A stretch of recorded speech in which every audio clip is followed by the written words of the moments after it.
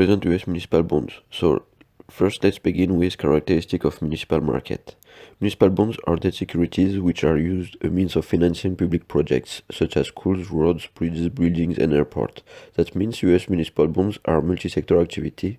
For example, education, infrastructure and transportation, housing, healthcare, industrial development, and facilities such as stadiums, museums, prisons, and so on. Moreover, muni bonds are usually issued by states, local governments, and municipalities. They make up a huge, very liquid fixed income market branch in the US of over $3.6 trillion. Their most important features is represented by the tax exemption, which makes them very appealing for high-income bracket investors. They have longer maturity with respect to comparable corporate bonds or sovereigns. Moreover, municipal bonds with maturity over 10 years are callable after that date, so issuer can refinance their debt in the case of interest rate falls. The most common coupon set is 5%. Finally, munis have high credit quality. The average rating is AA compared to BBB of corporate. Indeed, munis have low default rate due to the fact that this market consists largely of government bonds. Now we will see the different kind of muni bonds. Municipal bonds are mainly divided in two main categories: general obligation bonds, which is called GO, and revenue bond. An unlimited GO is a municipal which isn't backed by any asset as collateral. In fact, it is granted by the full faith and credits of issuer, so it's tax power. Given these features, unlimited GOs often have higher credit merit but lower yield compared to other municipals of the same maturity. In contrary, a limited GO is paid from a limited tax revenue stream. This implies that the issuer can cover interest expenses only up to a certain threshold rate. So if the maximum rate is being touched and tax revenue is still not sufficient to pay the debt, so the bondholders can face heavy losses. Finally, a revenue bond instead has a dedicated revenue stream in order to cover interest expenses. For example, a state may issue revenue bonds to fund the construction of new sports stadium. The revenue generated from facility use, such as sporting event ticket sales, parking fees, concert concessions, reservation fees for trade events, and so on, will go toward paying the interest and principal of the bond. On the other hand, the system will also imply that if revenues aren't sufficient to pay debt service, the issuer won't be obliged to use other sources of income to repay the bondholder, who will face losses. For revenue bonds, the evaluation of credit standing, which can be seen as the ability of the issuer to generate cash, become a key factor. The main feature of municipal bonds is tax exemption. It considers just some kind of municipal bonds.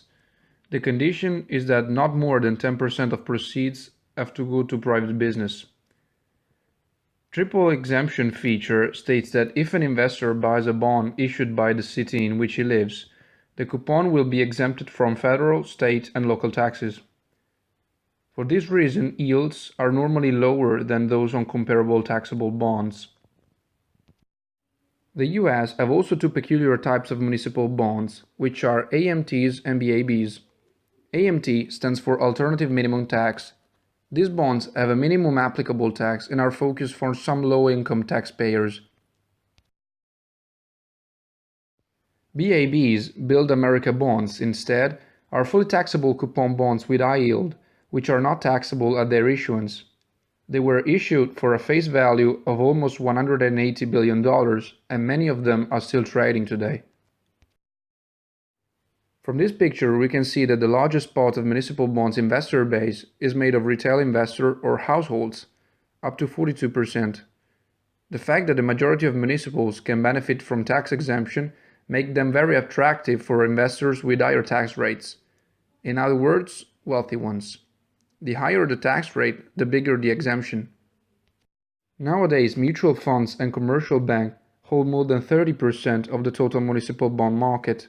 But also foreign investors are increasing their stakes, probably considering the global scarcity of high-quality and long-duration assets. The most common strategies with municipal bonds are maturity strategies. A wallet strategy implies holding bonds with maturities highly concentrated at one point on the yield curve. Therefore, it will be suited for an investor who has a financial need at a specific time in the future, for example, a college tuition bill. The advantage of a bullet strategy is all bonds maturities will meet the future liabilities. We have a ladder portfolio strategy when the investment is distributed more or less uniformly on each maturity. The advantages of a ladder portfolio strategy are more diversification, less exposure to interest rate risk than a bullet strategy, and higher liquidity. A barbell portfolio instead is built by putting weights on two ends, the short term and the long term.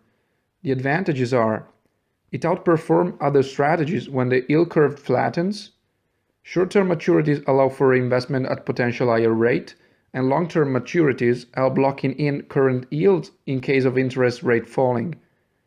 Also, the duration can be managed very easily.